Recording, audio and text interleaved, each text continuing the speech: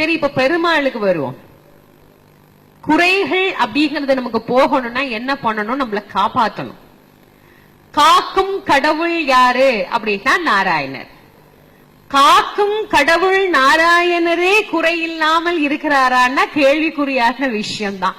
அவருக்கும் நிறைய குறைகள் இருக்குதா. எத்தனை குறைகள் இருக்கு நான் ஒன்னொன்னா சொல்லிட்டு வரேன், கேளுங்க. அவர் முதல்ல என்ன பண்ணாரு, இந்த பார்க்கடல் கடைஞ்சாங்க பாத்தீங்களா, அந்த பார்க்கடல் கடைந்த போது அதிலிருந்து வெளிப்பட்டது பல விஷயங்கள் வந்து, அதற்குள்ளே இருந்துதான் சிந்தாமணி, சூடாமணி, கௌத்துவமணி, மூதேவி, சீதேவி, அகலிகை, காமதேனு, கற்பகமரம் எல்லாம் உள்ளே இருந்துதான் வந்தது. கடைசியாகத்தான் அமிர்த கலசம் வந்தது. இது நமக்கு தெரிஞ்ச கதை. இப்படி ஒன்னொன்னா வரும்போது என்ன பண்ணாங்க, ஆளாளுக்கு ஒண்ணு எடுத்துக்கிட்டாங்க. பகவான் என்ன பண்ணாரு, சீதேவியை மணந்து கொண்டார். இவர் மணந்து கொண்டு இப்ப புதுசா கல்யாணம் பண்ணோம்னு வச்சுக்கோங்களேன், அங்கங்க நம்மள என்ன பண்ணுவாங்கன்னா விருந்துக்கு கூப்பிடுவாங்க. ஒரு 3 மாசம் சொந்தக்காரங்க எல்லாம் கொண்டாடுவாங்க. அப்புறம் ஒருத்தரும் கவனிக்க மாட்டாங்க, அது வேற விஷயம். ஒரு 3 மாசம் சாப்பிடறதுக்கு வயிறே இருக்காது. அவங்க வீட்டுல விருந்து, இங்க விருந்து, அங்க போகணும், இங்க போகணும், அவங்க பாக்கணும், இவங்களை பாக்கணும், புதுசா ட்ரெஸ் எல்லாம் கிடைக்கும். ஒரே குஷிதான். கல்யாணமான கொஞ்ச நாள் தலையும் புரியாது காலும் புரியாதுங்கிறாங்கல்ல, அதுல இதுவும் சேர்ந்துக்கும். அப்படி நாராயணர் கல்யாணம் பண்ணிட்டாரு அப்படிங்கிற விஷயம் தெரிஞ்ச உடனே சிவபெருமான் என்ன பண்ணார், ஒரு நாள் பெருமாளை கூப்பிட்டு சொன்னார், நாராயணரே ஒரு நாளைக்கு உங்க மனைவியை அழைச்சிட்டு நம்ம கைலாசத்துக்கு இரவு விருந்துக்கு வாங்க. இப்பதான் நைட்டு டின்னர், கேண்டில் டின்னர் எல்லாம் புதுசா நம்ம கண்டுபிடிச்சோம்னு நினைக்காதீங்க. இதெல்லாம் கைலாசத்திலேயே உண்டு, வைகுந்தத்திலேயே உண்டு. நாம எதையும் புதுசா கண்டுபிடிக்கவே முடியாது இந்த உலகத்துல, அதை மட்டும் நல்லா தெரிஞ்சுக்கணும். நீங்க இரவு விருந்துக்கு வந்துருங்க அப்படின்னாரு. சரின்னு இவர் என்ன பண்ணாரு, போய் சொல்லணும்ல, அம்மா இந்த மாதிரி ராத்திரி விருந்துக்கு சுவாமி நம்மள அழைச்சிருக்கிறார், நம்ம 2 பேரும் போகணும்னு. அந்த அம்மாக்கு கோவம் வந்துருச்சு. அந்த அம்மா சொன்னா, இந்த பாருங்க, எப்ப பார்த்தாலும் அங்க வா இங்க வா, அங்க விருந்து இங்க விருந்துலாம் உங்க பின்னாடி எல்லாம் என்னால அலைய முடியாது. எனக்கே எக்கச்சக்கமான வேலை இருக்குது. நான் ஒரு நாளைக்கு ஒரு இடத்துல இருக்க மாட்டேன். அவளுக்கு என்ன வேலை, உருண்டு ஓடிக்கிட்டே இருக்கிறது தான் வேலை. அதனாலதான் பேரே என்ன செல்வம்னு வச்சாங்க. செல்வம் செல்வம் செல்வம் செல்வம்னு அது ஓடிக்கிட்டே இருக்கும். அது ஒரு நாளைக்கு ஒரு இடத்துல இருக்காது. என்னால ஒரே இடத்துல எல்லாம் இருக்க முடியாது. அதனால நீங்க அங்க வா இங்க வாலாம் கூப்பிட்டா உங்க பின்னாடி என்னால சுத்த முடியாது. இஷ்டம்னா சொல்லுங்க, இப்ப இருக்கிறேன், இல்லைன்னா எனக்கு இப்பவே வேலை இருக்கு, கிளம்பி போயிருவேன் அம்மான்னு. இவருக்கு பாவம் ரொம்ப கஷ்டமா போச்சு. என்னடா இது, சே இந்த அம்மா எங்கேயும் வரவே மாட்டேங்கிறாளே, ஒரு விருந்துக்கும் கூப்பிட்டாலும் இப்படி திட்டிகிட்டே இருக்கிறார், என்ன பண்றதுன்னு பார்த்தார். பூதேவி கல்யாணம் பண்ண. அந்த அம்மா என்ன, அந்த அம்மாக்கு இன்னொரு பேர் இருக்கு. என்ன பேரு, சாயாதேவின்னு பேர். அவ என்ன பண்ணுவா, ஆடவும் மாட்டா அசையவும் மாட்டா. அவ அசைஞ்சா நமக்கு எது என்ன ஆகும் யோசிச்சு பாருங்க. அவ அசையாம இருந்தா நாமெல்லாம் அசையலாம், அந்த அம்மா அசைஞ்சன்னா நம்ம எல்லாம் அசைவில்லாம போயிடுவோம். அதனால நாமெல்லாம் அசைறதுக்கும் ஆடுறதுக்கும் பாடுறதுக்கும் எல்லாத்தையும் தாங்கி பொறுமையா இருப்பவள் பூதேவி.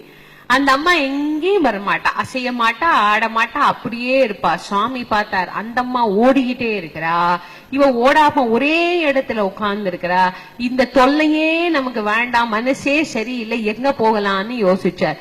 எப்பவுமே இந்த குழந்தைங்க எல்லாம் பிறந்து அதுகளுக்கு கல்யாணம் ஆகி அதுங்க ஒரு நிலைமையிலாகி ஒரு தனித்தனியா ஒரு வீட்டுல இருக்கும் போது அப்பா அம்மாவுக்கு ஒரு மனஸ்தாபம்னு வச்சுக்கோங்களேன்.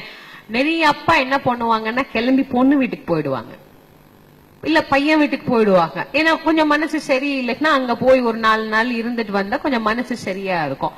சுவாமி பார்த்தார், எங்க போகலாம்னு யோசிச்சார். நாராயணருடைய மனத்தில் இருந்து தோன்றியவன் மன்மதன்னு பேர். மன்மதன் யாருன்னா நாராயணருடைய மகன், மனசிலேருந்து வந்ததுனால அவனுக்கு மன்மதன்னு பேர். அந்த மன்மதனுக்கு வீட்டுக்கு போகலாம் அப்படின்னு நினைச்சு கிளம்பினார். அப்பதான் ஒரு செய்தி வந்தது, மன்மதன் சிவபெருமானுடைய தியானத்தை கலைக்க போய் எரிஞ்சு சாம்பலா போயிட்டான் அப்படிங்கிற தகவல் வந்தது. மகன் இல்லாம மருமகள் மட்டும் இருக்கிற வீட்டுக்கு மாமனார் இருக்க கூடாது, இப்படி ஒரு சட்டம் இருக்கு. மகன் இல்ல அப்படின்னா மருமகள் மட்டும் தனித்து இருக்கிற வீட்டுல மாமனார் போகவும் கூடாதா, சாப்பிடவும் கூடாதா. நல்ல வேளை நிறைய மருமகளுக்கு இந்த சட்டம் எல்லாம் தெரியல, இல்லாத போதே இந்த பாடு. இல்ல சட்டம் வேற இருக்கணும், இதெல்லாம் சட்டம் நான் ஒன்னும் பண்ண மாட்டேன்றவாங்க. எல்லாம் ஒரு காலத்துல இவர் பார்த்தார், பையன் வீட்டுக்கும் போவோம். இங்க ஒரு யோசிக்க வேண்டிய ஒரு விஷயம் இருக்கு.